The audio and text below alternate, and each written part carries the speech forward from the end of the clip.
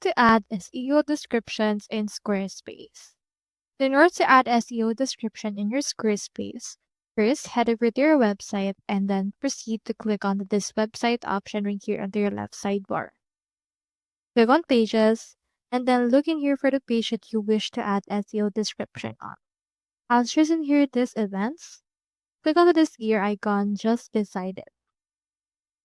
Once you have done that, you can see in here this SEO option. So in here, you can see your search results review. And as you can see, this is actually just automatically generated by search engines. You can input right here your SEO title as well as the description that you wish to use. Like for example, let's input right here.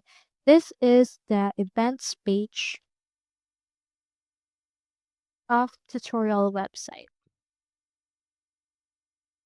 Now you can also add in your title.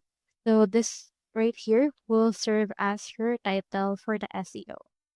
Now for this case, what your SEO description contains typically increases your SEO rank as well as score all throughout Google right there. So make sure that you utilize all of this. Click on Save in order to save this. So that's how you add SEO descriptions in Squarespace. Hope you helped.